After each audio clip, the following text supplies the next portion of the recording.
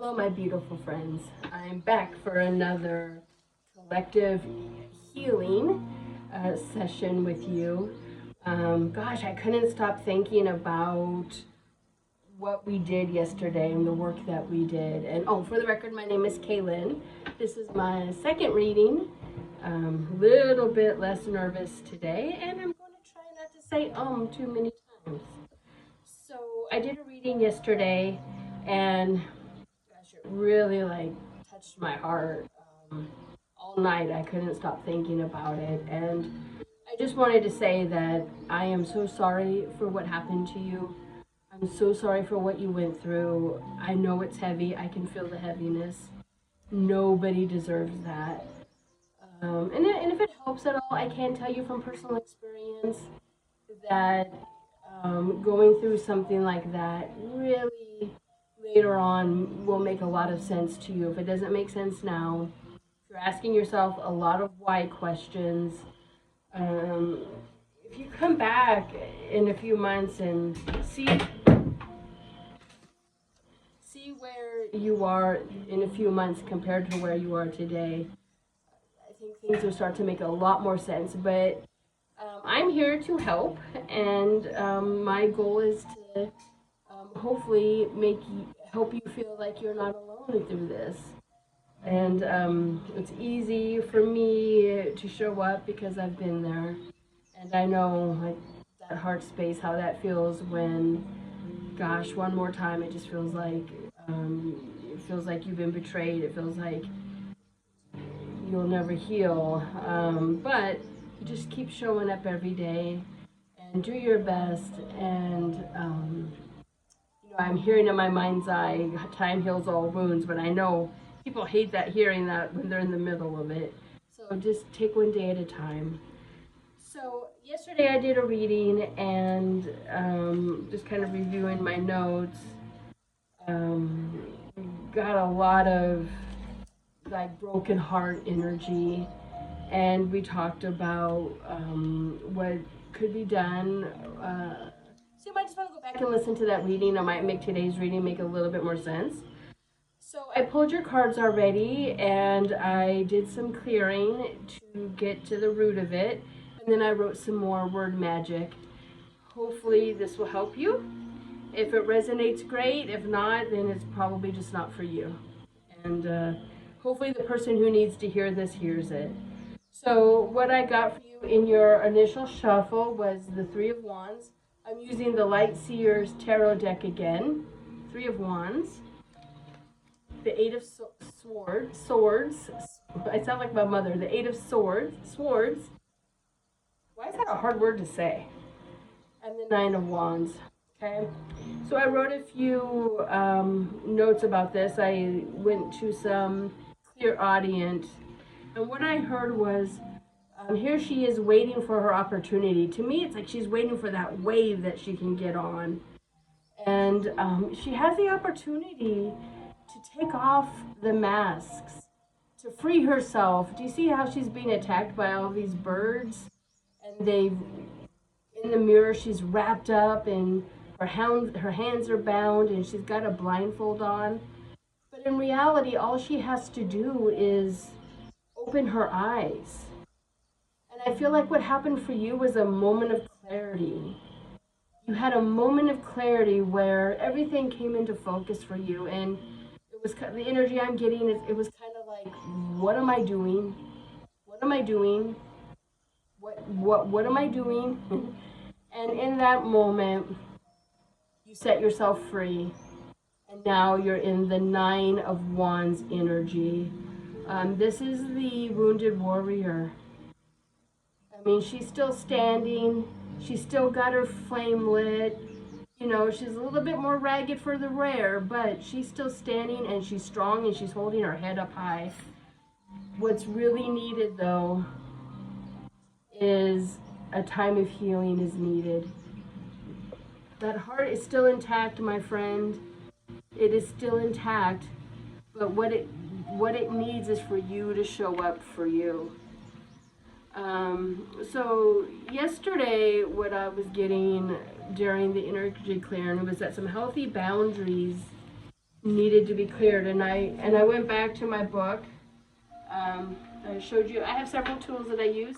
I muscle tested and started with some healthy boundaries. And what I was basically just asking is, I know healthy boundaries keep coming up. And what does that mean? And what I got when I started focusing on the energy is two things for you that I got very strongly to start with. It's just a start. A, it's okay to say no. And how I started implementing that for myself is when somebody asked me to do something, I went here and checked in with myself, and I'm like, do I really want to do that thing? Because a lot of times what happens, my friends, is that we're so used to fixing things for everybody. We're so used to showing up and doing and fixing and making the money and getting this person this and getting that person that. But a lot of times what happens is by doing that, we end up in this kind of energy where we basically forget who we are. And time for a refocus. So if the request is something that lights you up, and yeah, I'm excited to do that, say yes. But if it's like, I'm not feeling it. It's okay to say no and stay at home and do this. It is okay to stay at home and do this. And what I hear is, well, what if someone gets mad at me? You know what? The word no is a sentence. It's a sentence. And you will get resistance with that because people aren't used to you saying no, are they? They're not. And it's okay to just say something. And if they're pushing you for a reason, it's okay to say that doesn't work for me at this time. No. Maybe next time. But why not? Because it doesn't work for me at this time. And I promise you, by the third time that you do that, you're going to be like, wow, that feels really good. What you're doing here, what you're doing, my friend, my wounded warrior, is you're building trust with yourself. See, in all of this, we forgot to build trust with ourselves. Isn't that the truth? We forgot to build trust with ourselves. So this is saying, when you need to rest, rest. When you need time to heal, heal. If that means you sleep for 3 months, then you sleep for 3 months. I mean, that's what that means. And in that, your body will relax and your central nervous system will calm down and you'll start to feel a relaxation in that. And hey, it's okay for me to show up for me. And the second thing I got very strongly for you is only say kind words to yourself. What I mean by that is pay attention to your thoughts. Pay attention to your thoughts. And I will be vulnerable here. When I started my healing journey, I had some very negative thoughts about myself. And I remember one day I was trying to tie my shoes, and I mean, I've struggled with weight my whole life. And learning to just love yourself just the way you are right here, right now, that is a superpower. And what I was trying to tie my shoes, and I remember thinking to myself, I'm a fat piece of beep who's better off dead. Just saying it is cringe worthy to me, but I think it's important for me, if I'm going to show up here and talk to you about this, it's important that you understand that I'm not telling you anything that I haven't been through. And in that moment, I heard God say very strongly in my head, how dare you talk to my child that way? And when God talks to you like that, you tend to listen. And I'm like, yeah, how dare I do that? Like, would I say that to my daughter? Would I say that to my best friend? And the answer was no. I'm like, well, if I'm not going to say that to them, why would I say that to me? And the point behind that is, if I say that that thing, my body is listening, and it says, okay, we're fat and we're better off dead. And what will happen is you will start to create that reality. Thoughts are so important. So how I started that out was I had to replace it with something that was believable. And where I was in that place, I was so far in a hole. Where I was in that place, telling myself that I was a supermodel was not going to work. It had to be something that I believed. So I replaced that statement, which once I started paying attention, my friend, I learned that I was saying that a lot to myself. A lot. And I'm like, where did I pick that up? Why did I even how did I get there? And what I realized it was things I've heard over time that people had said to me, or that, I mean, I had a very abusive stepfather at one point, and that's for another conversation. But it's like, as a child, you hear these things, and it's easy for them to become a false self-belief. And I had to really overcome that, and so I had to replace it with something that I did find would be believable. And so I started it with, when I caught myself thinking that, I would stop that thought right in its tracks. And it's a practice, it'll take time. This will not be perfected day one. It's long term consistency over short term intensity. So if I caught myself thinking that, I would stop that thought and I would replace it with something that was believable. And for me, that was, I'm looking forward to making healthy decisions today, healthy choices. That to me was believable. It was, in my belief, a neutral self statement. It's a big improvement from that other stuff I was saying, which was basically speaking death over myself. Right? Does that make sense? And then over time, I could look myself in the mirror and say, wow, like look at you're smiling and you look happy. And naturally, over the course of time, it went from a neutral comment to positive comments. And let me tell you, if you want confidence in your life, that's your starting point. There's no magic wand. You are the magic wand. See how she's holding her magic wand, my wounded warrior? You are your own magic wand. You have to change it. If you want change, it starts with you. Okay, so what I was getting was, okay, what is this tied to? And what your body is looking for is a connection with yourself. And see, that's what she's doing right here. She's showing up for herself the way she needs to show up for herself. She's not answering to anybody. She is mending that wounded heart. Okay, she's mending it. She's giving her central nervous system what she needs. And what I was kind of getting was, this comes from some generational stuff that was learned.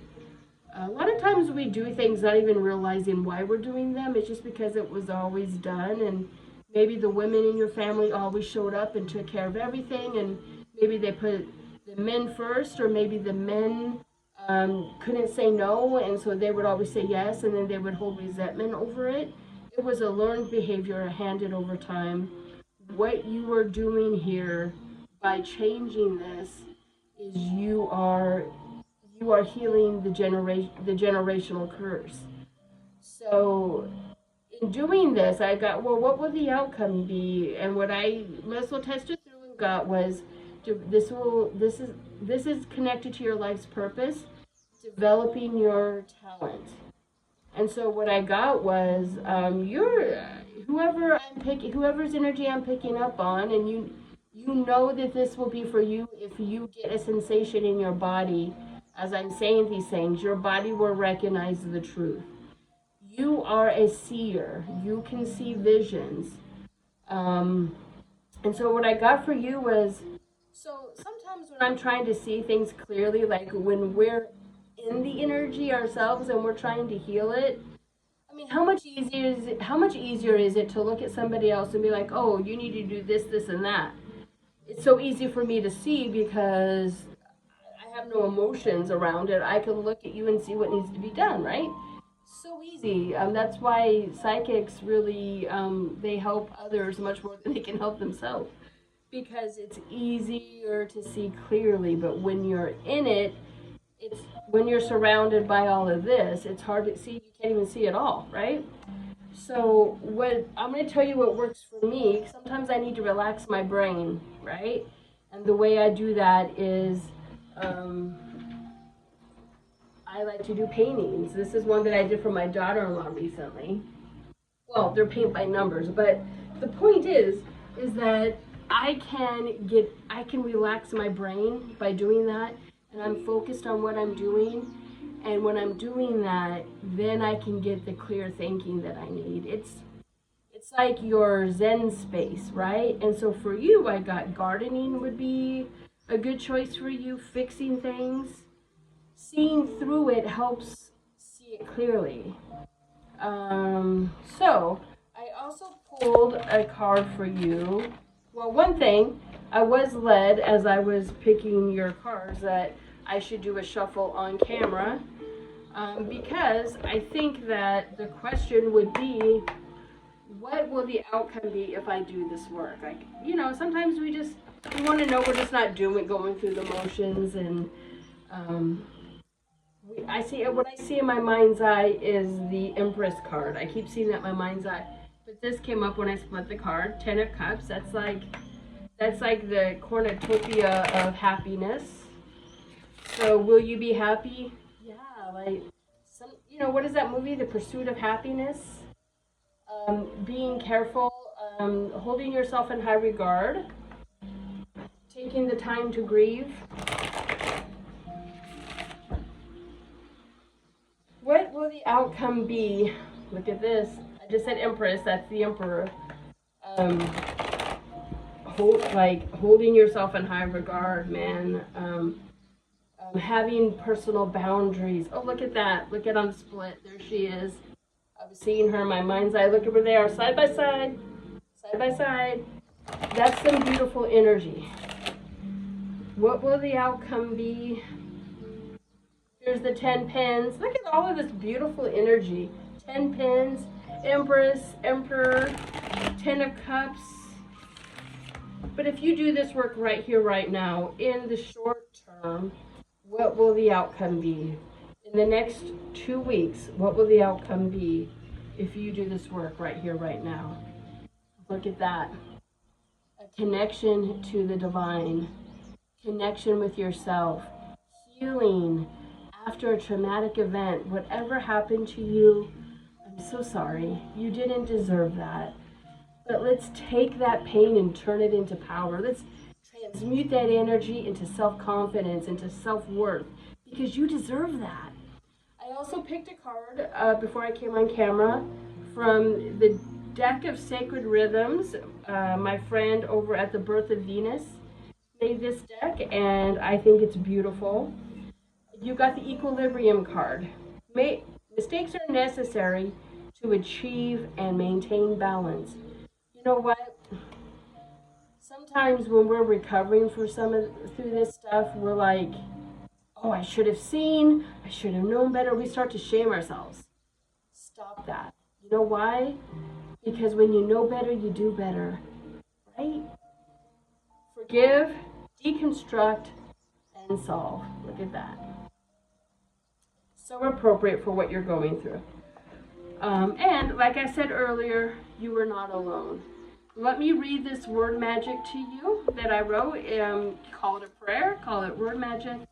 I find it helpful that when I write these, I write them down in my journal. I pray them with belief. I mean, remember what I said earlier about how thoughts turn into things? Our words, when you speak it out loud, hold such power. It's so important that we are aware of what we're thinking and we're aware of what we're saying. Okay? So this is what I wrote. As above, so below. Lord, I ask this of thee. Please help me heal the things that were done to me. I know that my worth is great, as others tried to keep me blind. And my purpose is divine, as others tried to keep me bound in time. I am brave and hold courage true. I allow myself time to heal and grieve to be closer to you. Thank you, God, for I know that it is done. The protection over me from you.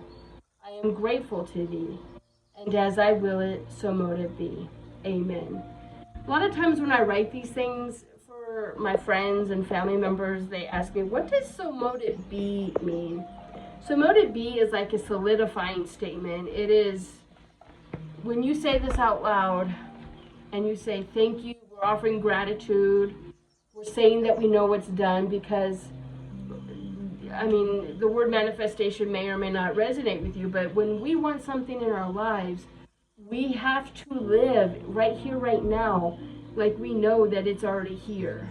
So when we offer gratitude to God and we surrender it up to Him, the as I will it, so mote it be. That's like saying, that's like offering your free will into this as well.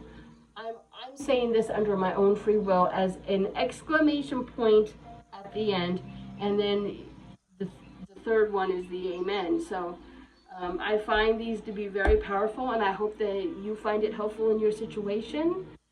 And until next time, I'll try to come on in a day or two and take the next step. And I hope you have a wonderful day, and go take a nap, drink lots of water, and know that you are loved.